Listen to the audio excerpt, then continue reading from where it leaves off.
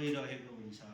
त्यो प्यारासिम्प्याथिक नर्भ सिस्टममा ब्रेन गइराखेको सिस्टममा ब्रेन गएको बेलामा कसैलाई पनि स्टापर नभइकन फ्लुएन्ट बोलिराखेको हुन्छ। तर तपाईँलाई बिचमा कसैले क्वेसन सोध्यो, तपाईँलाई क्वेसनको एन्सर आएन, तपाईँ अकमकिनु भयो भने तपाईँको अब ब्रेनको मुड केमा जान्छ त त्यो सिम्प्याथिक नर्भ सिस्टममा ब्रेन डाइभर्ट हुन्छ। त्यो निमित्त तपाईँको ब्रेन मोसन जाँदैन, तपाईँ स्टटरिङ बास।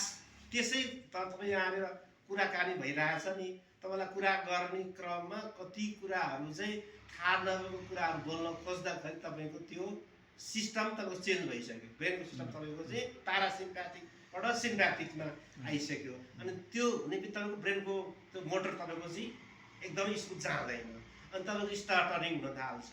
त्यो एउटा साइन्सलाई तपाईँले ध्यान दिनुहोस्, ब्रेनलाई पहिला ब्रेनको बनोट तपाईँले याद गर्नुहोस्। अनि यसको उपाय चाहिँ त्यही त, तपाईँले हर हमेसा प्यारासिम्प्याथिक नर्भ सिस्टमलाई एक्टिभ गर्नु पर्यो।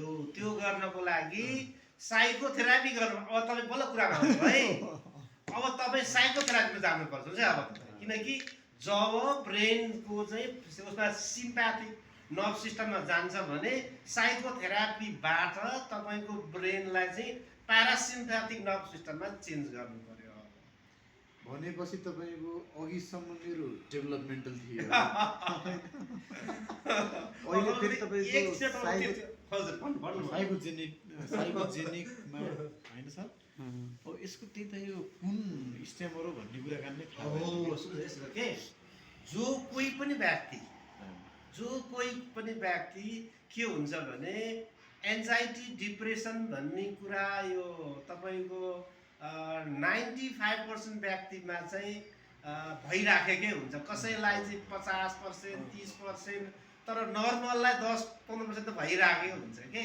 यदि त्यो केही नहुने भने त त्यो मङ्क जस्तो भएर भिचु बनेर एउटा गुम्बामा गएर ध्यान गरेर मान्छेलाई चाहिँ नहोला, नभए सबैलाई एन्जाइटी डिप्रेसन चाहिँ भइराखेकै हुन्छ कि। अनि त्यो हिसाबले पनि तपाईँले त्यो मलाई यो उसमा के अरे तपाईँको चाहिँ यो त्यो डिसअर्डर छैन भन्न मिल्दैन। तपाईँको त्यो 100मा 100% मान्छेमा चाहिँ यो एन्जाइटी डिसअर्डर भइराखेकै हुन्छ। त त्यसलाई कसरी उसले यो कन्ट्रोल गरेको छ भन्ने मात्रै फरक कुरा हो। इक्जाम्पल, तपाईँसँग घरमा झगडा पऱ्यो, कोही मान्छे आयो, तपाईँ स्टार्टर होइन, तपाईँसँग झगडा पऱ्यो। झगडा पर्ने बेलामा तपाईँको ब्रेनको चाहिँ प्यारासिम्प्याथिकमा नगएर सिम्प्याथिक नर्भ सिस्टममा गएको हुन्छ ब्रेनको मोसन। तपाईँ त्यत्तिकै भएको ठाउँ हुन्छ कि स्टार्टर नभए पनि। भनेपछि हमेसा आफ्नो चाहिँ ब्रेनलाई प्यारासिम्प्याथिक राख्नु पर्यो। र प्यारासिम्प्याथिकमा राख्नको लागि मेडिटेसन गर्नु पर्यो। सन्तोषम परम सुखम सूत्र, सन्तोष हुनु पर्यो। सन्तोषम परम सुखम, त्यो सर्ट सन्तोषम परम सुख। यो सन्तोष त त्यति बेला त हुन्न नि त फेरि। हो, सन्तोषम परम सुखम भने कस्तो भने जब आत्मालाई मनलाई चाहिँ जे छ जे पऱ्यो जे हुन्छ भयो, त्यसो भए अब कुनै पनि चेन्ज हुनेवाला छैन। फेरि तपाईँको के आयो त मेडिटेसनको इम्पोर्टेन्स भनेपछि मैले हजुरको जुन एउटा बहस छ नि, त्यो बहसबाट के निष्कर्ष निकाल्ने भन्दाखेरि डेभलपमेन्टल के अरे यो स्टटरिङ, जेनेटिक अथवा कुनै पनि किसिमको 5वटा जुन छन् नि, त्यो 5वटा मध्येबाट सुरुमा त अवेर हुनु पर्यो। एकदम तपाईँको एकदम प्रेजेन्ट मोमेन्टमा हुनु पर्यो कि। त्यसको लागि प्र्याक्टिस चाहियो, त्यहाँ पनि ध्यान चाहियो, नम्बर 1। नम्बर 2 तपाईँको स्पिच थेरापी हुनु पर्यो, स्पिच थेरापी। नम्बर 3 तपाईँको बढीभन्दा बढी बोलीको प्र्याक्टिस गर्नु पर्यो होइन। फलामले फलाम काट्छ भने जस्तै भक्भकेपनलाई नबोलिकन त सुधार हुँदै हुँदैन। अनि त्यसपछि अवेर, स्पिच थेरापी, प्र्याक्टिस। अनि त्यसपछि गएर तपाईँको अर्को के छ भन्दाखेरि चाहिँ मनलाई शान्त राख्नु। मतलब तपाईँको यसलाई साइलेन्स भन्छ कि, अथवा शान्त राख्नु पर्यो मनलाई। जस्तै यो चञ्चल मनलाई चञ्चल हुन नदिने, बढी विचार यो सोच्न नदिने होइन, अनि हर हमेसा खुसी भइरहेको भन्नु पर्यो कुल भन्नु पर्यो कुल रिल्याक्समा कुल अवस्था नाइ मतलब भन्दा ठिक हो रिल्याक्स दिमागमा संयम हुनु पर्यो, संयम भनेपछि मैले अहिलेसम्म गरेका कुराहरूमा चाहिँ मैले एउटा स्पिच थेरापी गरेका छैन अनि अर्को मैले मेडिटेसनले एकदमै रिल्याक्स फिल गरिरहेको हुन्छु होइन, रिल्याक्स गरेर हुन्छु अनि मेरो प्र्याक्टिस पनि हुन्छ, अलिअलि बोलीको प्र्याक्टिस हुन्छ होइन, अनि यति कुराहरू चाहिँ मेरो भइरहेछ। मैले गर्नु पऱ्यो स्पिच थेरापी। जस्तै यदि तपाईँलाई बोल्दा आनन्द फिल हुन्छ, आनन्दले बोल्नु भएको छ भने this is called also psychotherapy. तपाईँहरूले याद गर्नुहोस्, कोही एउटा महात्माले प्रवचन दिन्छ, त्यो प्रवचन सुन्दा एकदम आनन्दित हुन्छ, सुन्नु लाग्छ, खुसी हुन्छ, मन प्रफुल्ल हुन्छ भने this is also called psychotherapy. अनि त्यो बेलामा चाहिँ एन्जाइटी कम हुँदै हुँदै जान्छ। संसार भनेको यस्तै रहेछ, जे परे पनि संसारमा सबैले भोग्नै पर्दो रहेछ, मनलाई चित्त बुझाउनै पर्दो रहेछ। अनि तपाईँले मेडिटेसन तपाईँले भन्नु भने शान्त हुन्छ नि त मान्छे। भन्नु भने अनि अर्को कुरा मैले आफ्नो एउटा अनुभवबाट के पत्ता लगाएँ भन्दाखेरि होइन, त्यो अब हुन त त्यो पत्ता लागेकै कुरा हो होइन, तर पनि मैले आफ्नो एउटा एक्सपिरियन्स के गरेँ भन्दाखेरि तपाईँको हाम्रो एउटा सबकन्सियस र कन्सियस माइन्ड हुँदो रहेछ कि होइन, अवचेतन मन र चेतन मन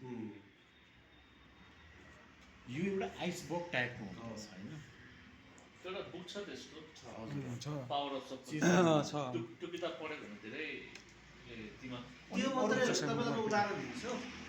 एउटा त्यो सबमोहन विद्या पनि भन्छ के भन्छ, सम्मोहन विद्या भन्छ जस्तै यदि तपाईँले कोही मान्छेको राम्रो फेस याद गर्नु भएको छ, फेस देख्नु भएको छ, अथवा कोही मान्छेको फोटो अगाडि छ, अथवा तपाईँको अगाडि यो बिल्डिङको पल्लो बिल्डिङमा कोही मान्छे बसेको छ, त्यो मान्छेलाई भिजुअलाइज गरिकन तपाईँले अवचेतन मनबाट निकाल्दै अब त्यो मान्छेले हात हल्लाउँछ भन्नुहोस्, हातै हल्लाउन थाल्छ, अब त्यो मान्छेले लुगा खोल्छ भन्नुहोस्, लुगा खोल्न थाल्छ। त्यस कारण अब के चाहिँ गर्नु, त्यो मान्छेको वेब तपाईँसँग कनेक्टेड हुनु पर्यो के, वेब कनेक्टेड के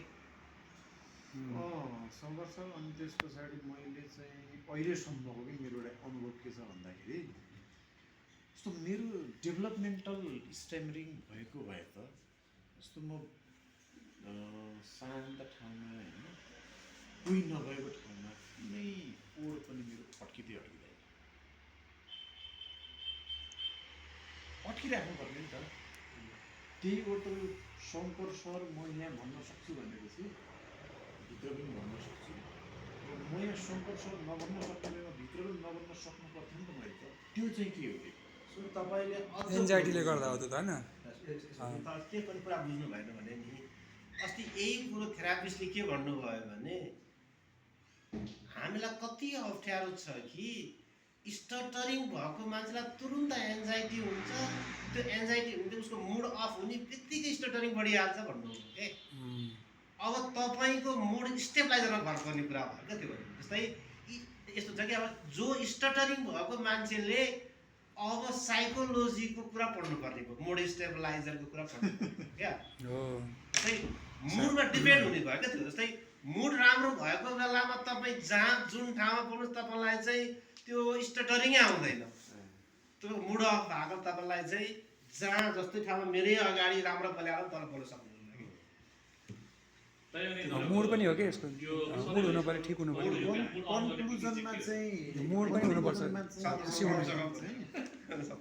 कन्क्लुजनमा आउँदाखेरि चाहिँ मैले एउटा के आफ्नो लागि है, अब मेरो लागि मैले अवेरनेसको प्र्याक्टिस गरेँ भनेपछि मलाई काम गर्छ कि, ध्यानको प्र्याक्टिस गरेँ भनेपछि मलाई काम गर्छ, र बढीभन्दा बढी शब्दहरू बोलेपछि मलाई काम गर्ने गर्छ।